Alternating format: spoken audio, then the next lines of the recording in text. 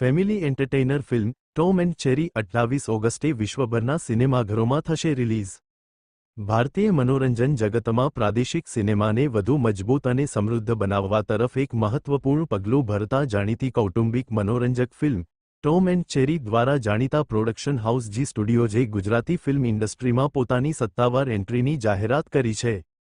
Gujarati film ઇન્ડસ્ટ્રીના દિગ્ગજ અભિનેતા સિદ્ધાર્થ રાંદેરિયા, ધન્યા દોશી અને અનુરાગ પ્રપન્ન અભિનીત આ બહુપ્રતીક્ષિત ફિલ્મ આગામી 28 ઓગસ્ટ 2026ના રોજ વિશ્વભરના સિનેમાઘરોમાં દર્શકોનું મનોરંજન કરવા માટે સંપૂર્ણ રીતે તૈયાર છે.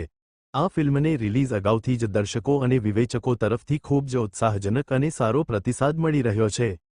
ધર્મેશ મહેતા દ્વારા નિર્દેશિત આ ફિલ્મ કૌટુંબિક જીવન, સંબંધોની મીઠાશ, ભરપૂર હાસ્ય તથા અનેક અણધાર્યા વળાંકોથી સભર છે. ગુજરાતી ફેમિલી એન્ટરટેનરની આગવી શૈલીને જાળવી રાખીને આ ફિલ્મ કોમેડી અને ઇમોશનનો અદ્ભુત સમન્વય રજૂ કરે છે. નિર્માતાઓનું કહેવું છે કે વાર્તા તમામ ઉંમરના પ્રેક્ષકોને ધ્યાનમાં રાખીને બનાવવામાં આવી છે અને તહેવારોની મોસમ દરમિયાન આખા પરિવાર સાથે બેસીને જોવા માટે આ એક આદર્શ પસંદગી સાબિત થશે. ફિલ્મ અંગે પોતાની ખુશી વ્યક્ત કરતા મુખ્ય અભિનેતા સિદ્ધાર્થ રાંદેરિયાએ જણાવ્યું હતું કે ટોમ એન્ડ ચેરી એક એવી ફિલ્મ છે જે કૌટુંબિક મનોરંજન, હાસ્ય, પ્રેમ, સંબંધો અને સાથે હોવાના આનંદની ઉજવણી કરે છે. ટ્રેલરને દર્શકો તરફથી જે શાનદાર પ્રતિસાદ મળ્યો છે. Report by Ashwin Limbachiya, Ahmedabad. નમસ્તે, હું સિદ્ધાર્થ રાંદેરિયા. આજે અહીંયા જે બેઠો છું તમારી સામે અમારી આખી આ ટીમ છે.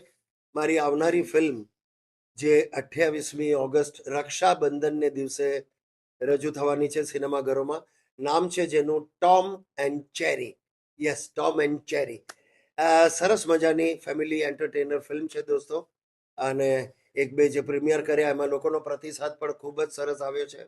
તો જરૂરથી રક્ષાબંધનનો દિવસ છે એટલે આઈ વુડ રિક્વેસ્ટ બધાને કે સાંજ પડે રાત પડે આખા ફેમિલી સાથે એક ઉજવણી કરો, અને યાદગાર ઉજવણી રહેશે કે આપણને યાદ છે એ રક્ષાબંધનમાં આપણે આ પિક્ચર જોવા ગયા હતા.